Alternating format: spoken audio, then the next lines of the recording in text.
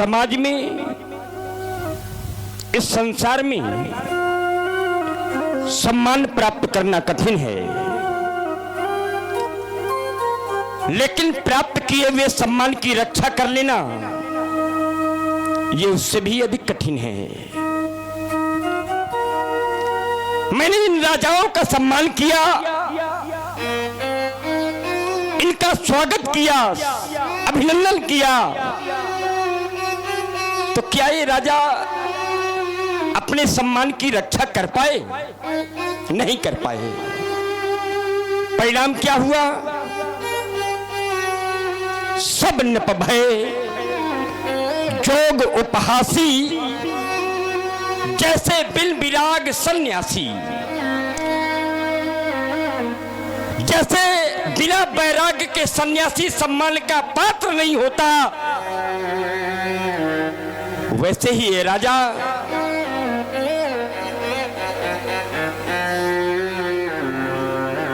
श्रीहत हो गए।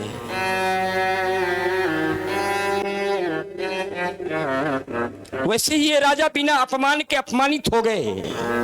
किसी ने अपमान नहीं किया, बल्कि स्वयं में अपमानित हो गए। भैया तेज हत श्री सब गई, मध्य दिवस जिमि शशि सोहई। अभी कुछ समय पहले की ही बात है, कुछ क्षण पूर्व, अभी अभी जब बंदीजनों के द्वारा पल की घोषणा प्रसारित की गई, बंदीजनों की घोषणा को सुनकर के राजा, ये नेपाल, ये वीर अपना अपना शक्ति परीक्षण करने के लिए धनुष के समीप में आए। इन राजाओं का बल परीक्षण, शक्ति परीक्षण प्रारंभ हुआ तो बल परीक्षण के कुछ दृश्य मेरे सामने आने लगे। एक पहला दृश्य मैंने देखा, और केवल मैंने ही नहीं देखा, आप सब लोगों ने भी देखा। क्या देखा?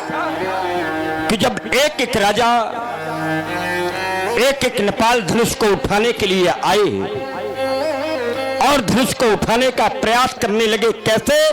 तो तमकी ताकी तकी शिव धनु धरही, पर उठे ना कोट भांति बल करही। ये तमक धरे उधल मोह न उठे, न चले लजाए। जब धनुष नहीं उठा तो चले लजाए। लज्जित होकर, शर्मिंदा होकर, संकुचित होकर अपने अपने मंचों पर जा जाकर के मंचासीन होने लगे।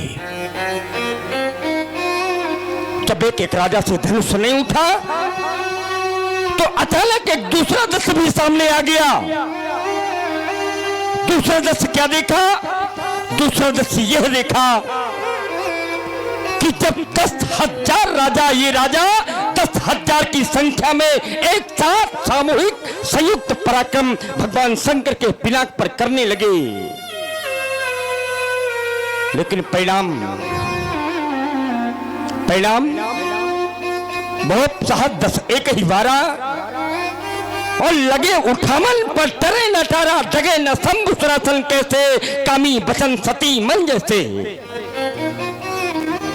10,000 राजा एक साथ इस मैथिली प्रतियोगिता में पराजित होते हुए देखे गए। और अब ये तीसरा दृश्य मेरे सामने आ गया।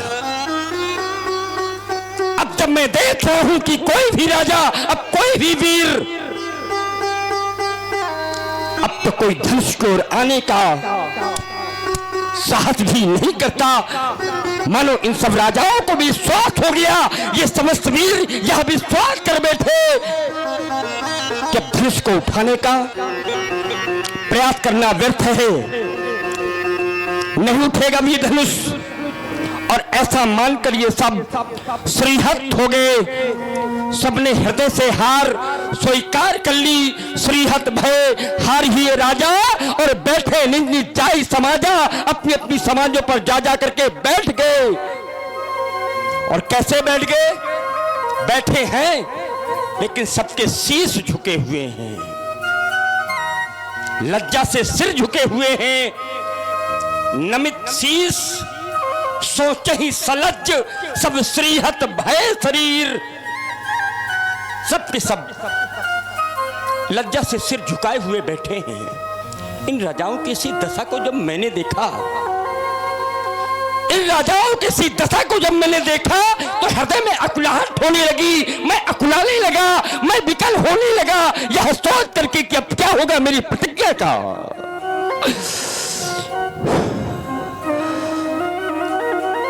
अब मेरी प्रतिज्ञा का क्या होगा, अब मेरे प्रण का क्या होगा। और प्रण की पूर्ति नहीं हो पाई, प्रण पूरा नहीं हो पाया तो मेरी बेटी का क्या होगा।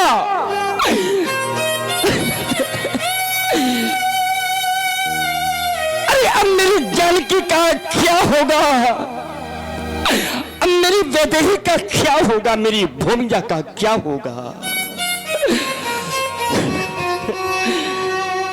अरे ऐसा तो कभी स्वप्न में भी नहीं सोचा था मैंने कि जो स्वयंवर का साज सजाया, ये स्वयंवर का साज, ये स्वयंवर का साज, ये सब सजा का सजा रह जाएगा।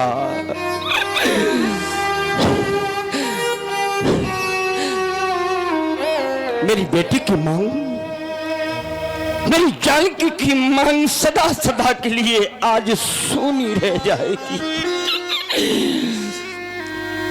आज वही हो गया, आज वही हो गया जिसकी कभी मैंने कल्पना भी नहीं की थी, कभी ये कल्पना नहीं की थी कि मेरी दुलारी जीवन भर के लिए कुंवारी रह जाएगी।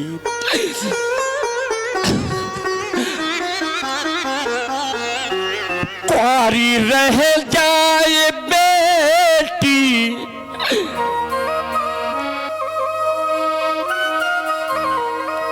कुंवारी रह जाए बेटी, अरे किसी की अगर वेदना बोलो कैसे सही जाएगी। सांत्वना उस पिता को मिलेगी तभी, मांग बेटी की जिस क्षण भरी जाएगी। ऐसा तो कभी सपने में भी नहीं सोचा था मैंने, पर आज मेरे सपने सब धूल में मिलकर के रह गए।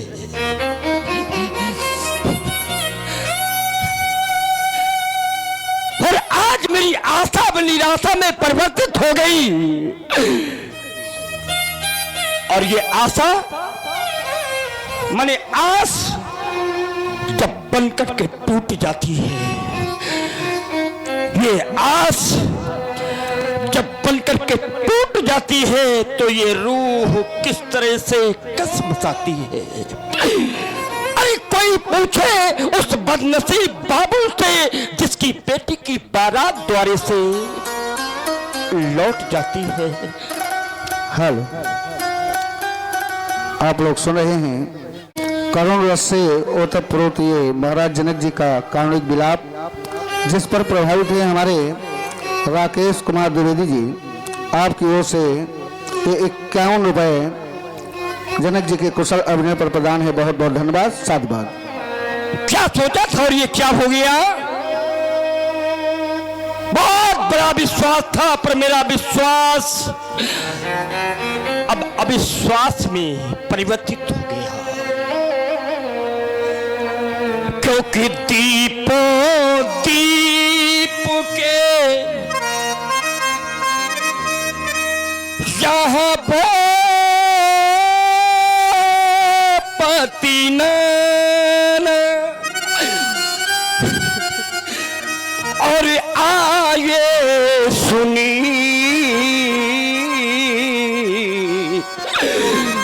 हम जो पन थाना। दीप दीपांतर के नेपाल, 7 दीप के नेपाल,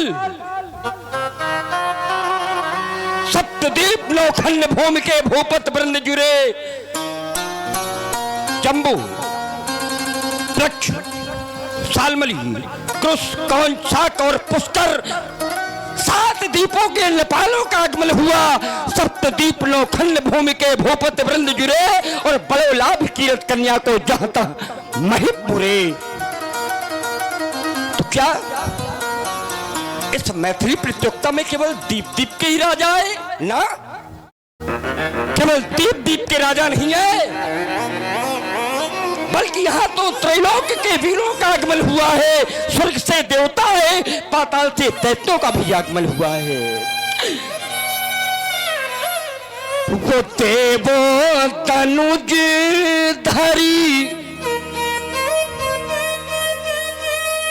धारी मनुज शरीरा और विपुल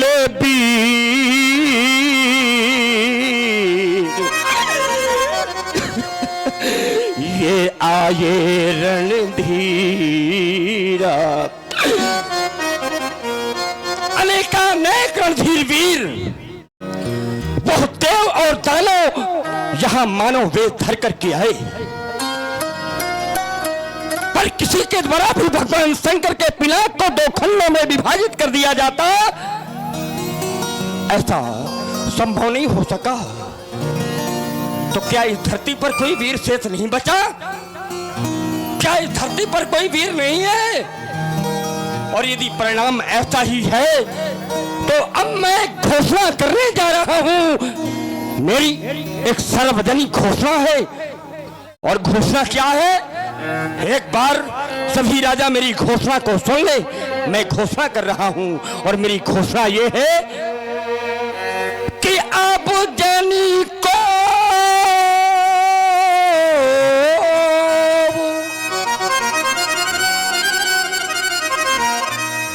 माखे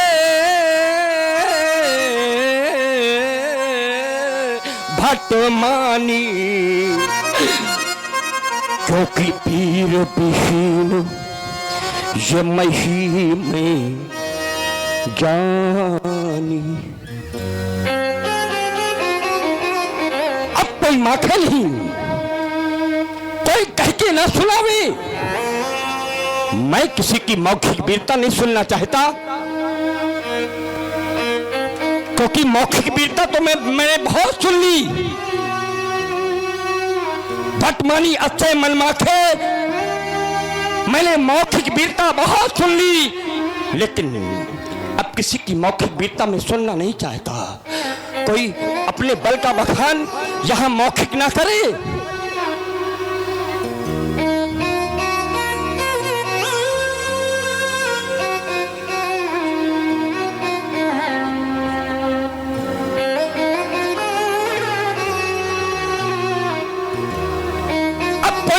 अपने बल का बखान यहां मौखिक ना करे, क्योंकि यह घोषणा करता हूं कि यह वीर भोग्या वसुंधरा अब वीरों से हीन हो गई है।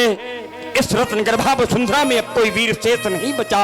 तो जाओ, चले जाओ, प्रस्थान कर जाओ, अपने अपने राज्यों को चले जाओ।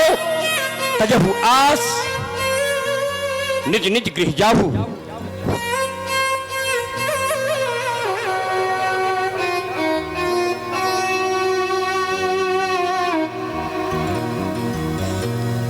अपने राज्यों को प्रस्थान कर जाओ। मैं ऐसा सोच लूंगा कि मेरी बेटी का विवाह उस विधाता ने अपने विधान के अंतर्गत लिखा ही नहीं। यहाँ पर जो बेटी के पिता बैठे हैं, यहाँ पर जो बेटी की माताएं बैठी हैं, या जितने भी बेटी वाले यहाँ पर बैठे हैं, ये बेटी वाले विचार करें, चिंतन करें, सोचें। क्योंकि सज्जनों, बेटी का दुख तो बेटी वाले ही समझ सकते हैं। अरे बेटी की पीड़ा का आभास तो केवल बेटी वाले ही कर सकते हैं। पर जिनके जीवन में बेटी है ही नहीं, वो भला मेरी इस पीड़ा को कैसे समझ सकते हैं? क्यों? क्योंकि सिद्धांत कहता है। सिद्धांत क्या कहता है? सिद्धांत ये कहता है कि पर घरे घाल को अरे लाजो ना भीरा और वो बांझ की जान प्रसव के पीरा। अरे वो बांझ स्त्री जिसके जीवन में कोई संतान नहीं होती, वो बांझ स्त्री भला प्रसव की पीड़ा को कैसे कैसे समझ सकती है मेरे बंधुओं? क्योंकि उसके जीवन में वो समय कभी आता ही नहीं। मैं कहना ये चाहता हूं, मेरे कहने का तात्पर्य ये है कि जिसने कन्या जाई ही नहीं, अरे जिसने कन्या जाई ही नहीं, वो कन्या का दुख क्या जाने। और जिन पैर बीमारी फटी नहीं, वो पीली पराई क्या जाने। और अगर जानना है कि बेटी की पीड़ा क्या होती है, अगर समझना है कि बेटी का दुख क्या होता है, तो एक कार्य करना है, आप लोगों को कल्पना करना है और उस समय की कल्पना करना है जब किसी की बेटी विदा होने लगती है बंधुओं। और विदाई के समय जिस समय बेटी अपनी माँ के हृदय से लिपट करके माँ माँ कह करके रोने लगती है, तो कोई उस बेटी की माँ से जाकर के पूछे जिस माँ ने अपनी बेटी की विदाई की हो। अरे विदाई के समय जिस समय बेटी अपनी माँ के हृदय से लिपट करके माँ माँ कह करके रोने लगती है, तो उस समय बेटी की माँ को ऐसा लगता है कि आज बेटी नहीं कोई माँ का कलेजा निकाल करके लिए जा रहा है। और उस समय उस माँ की दशा क्या होती है, तो माँ की दशा का वर्णन आचार्य प्रवर ने इस ग्रंथ में लिखा। क्या लिखा? माँ की दशा क्या होती है, तो लिखा गया कि बहुरी बहुरी भेटई महतारी। बैकग्राउंड पूरा दिया करो। बहुरी बहुरी भेटई महतारी और कहाँ ही पिरंकी रची कतनारी। बार बार वो बेटी की माँ अपनी बेटी को अपने हृदय से लगाती है और उस विधाता से कहती है कि हे विधाता, अगर जीवन भर के लिए मेरी बेटी को मुझसे दूर करना था तो मेरी कोख से तुमने बेटी को जन्म क्यों दिया। मेरे सज्जनों, याद करें वो समय जब लिपट लिपट कर माँ से रोए बेटी। अरे जब लिपट लिपट कर माँ से रोए बेटी, तो वो माँ व्याकुल हो जाती है, वो माँ व्याकुल हो जाती है। और वो माँ करती क्या है, तो बेटी के मुख को चूम चूम और छाती से उसे लगाती है और अपनी बेटी को समझाने लगती है। माँ अपनी बेटी से कहती है, बेटी, हर बेटी के भाग्य में यही तो होता है। वो माँ कहती है, मैं भी किसी की बेटी थी, एक दिन मैं भी इस घर में दुल्हन बन करके आई थी। बेटी, आज तुम्हारा समय आ गया। हर बेटे के भाग्य में यही लिखा होता है मेरे बंधुओं। माँ बेटी से कहती है, मैं भी दुल्हन बनकर आई और अब तुमको भी दुल्हन बनना होगा, तुमको भी दुल्हन बनना होगा। संसार की सारी रीति रस्मों पालन तुमको करना होगा। और इतना कहते कहते वो बेटी की माँ अचेत होने लगती है। तो बेटी अपनी माँ को संभालने लगती है। वो बेटी अपनी माँ से कहती है, माँ माँ मेरी माँ तू क्यों रोती है?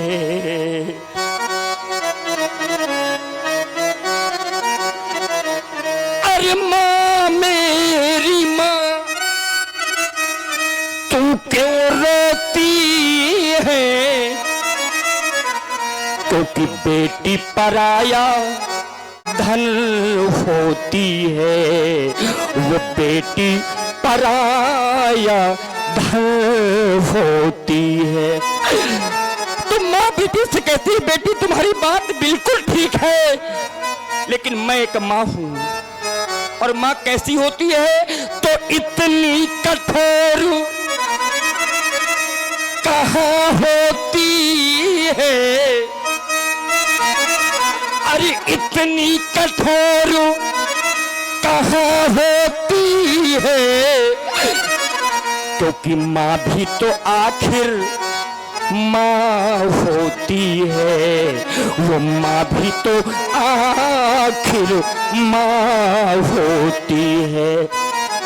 माता केवल माता नहीं होती, माता निर्माता भी होती है।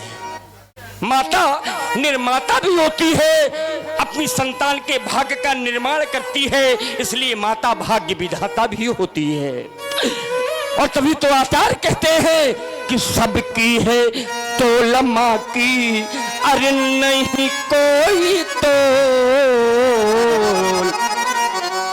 अरे सबकी है तोल माँ की, अरे नहीं कोई तोल। क्योंकि मैया की ममता का नहीं कोई मोल। अरे मैया की ममता का नहीं कोई।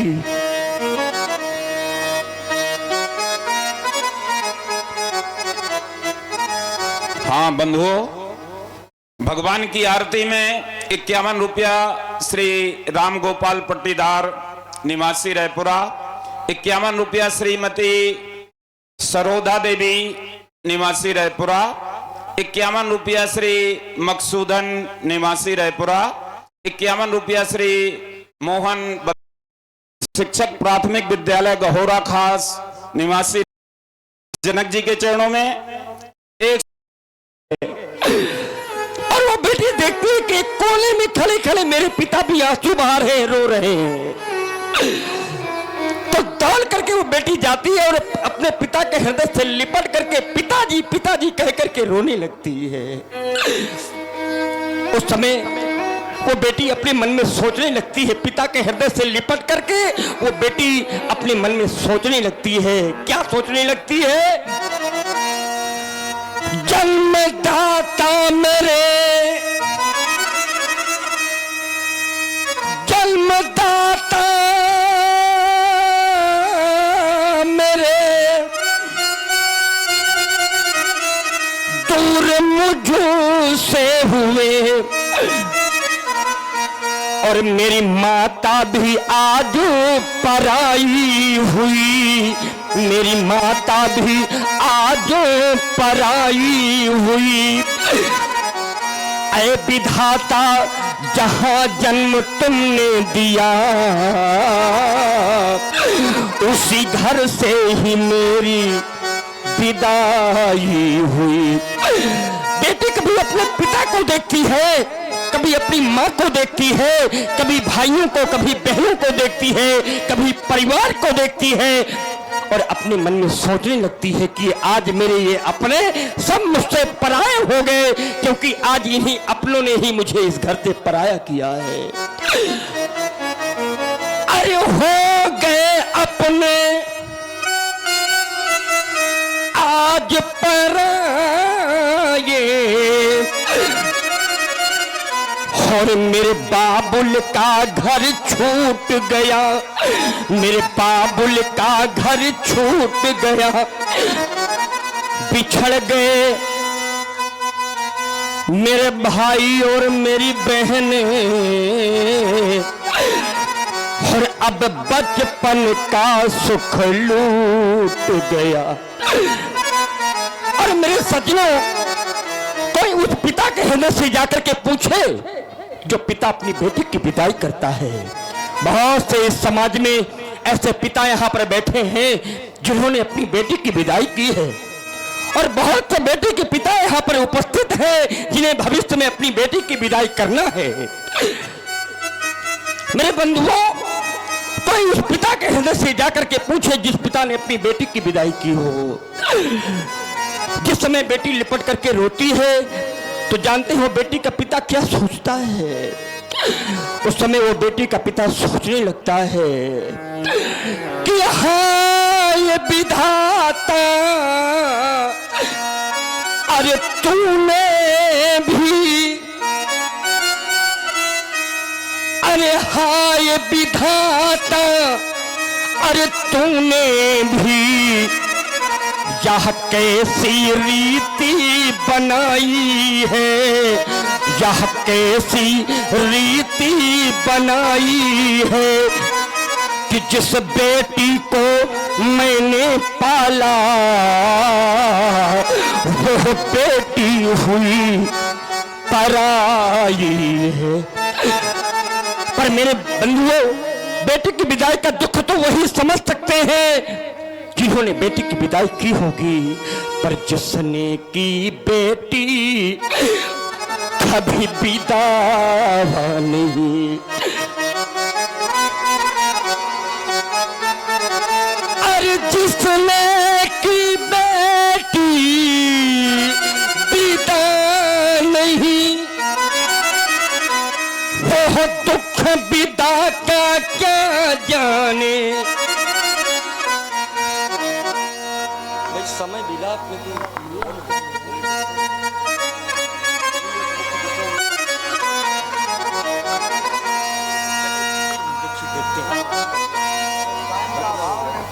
बड़े भाग्य से कन्यादान करने का अवसर मिलता है मेरे बंधुओं।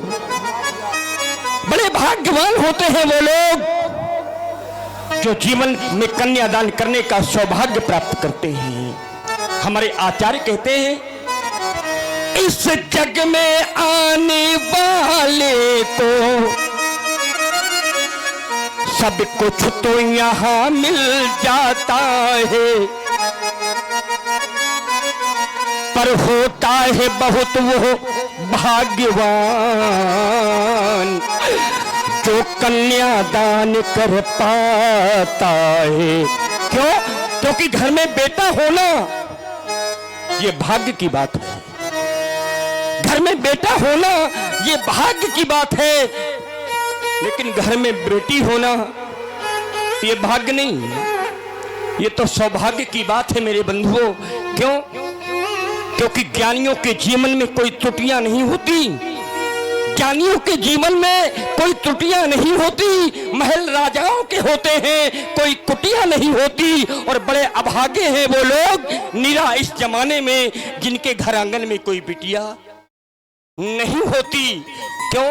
क्योंकि आन मान शान को ये बढ़ाती हैं बेटियां, आन मान शान को ये संवारती हैं बेटियां, मान स्वाभिमान को निखारती हैं बेटियां, और ये दुर्गा और लक्ष्मी रूप धारती हैं बेटियां। बाबुल का दर हो चाहे साजन का घर हो, पर दोनों कुलों को ही तारती हैं बेटियां, दोनों कुलों को ही तारती हैं बेटियां। और मेरा इतना बड़ा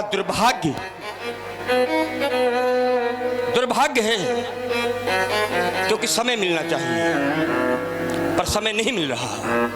बार बार संकेत हो रहा समय ज्यादा है, समय ज्यादा है ना।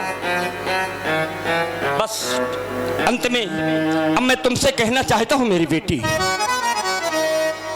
अंत में मैं तुमसे कहना चाहता हूं मेरी जानकी कि अगर तुम्हारे द्वारा वो आश्चर्यजनक कार्य न किया गया होता तो मैं कभी भी ऐसी प्रतिज्ञा नहीं करता। और तुम्हें याद है ना, आज से ठीक 1 वर्ष पहले की बात है, ठीक 1 वर्ष पहले तुमने एक आश्चर्यजनक कार्य किया था।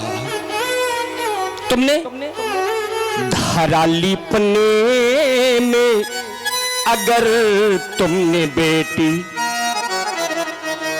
अरे धारा लिपने में अगर तुमने बेटी, धनुष को जो कर से उठाया न होता, तो सच कहता बेटी मेरे हृदय में ये धनुर्भंग का भाव आया न होता, और न कैलाश तज कर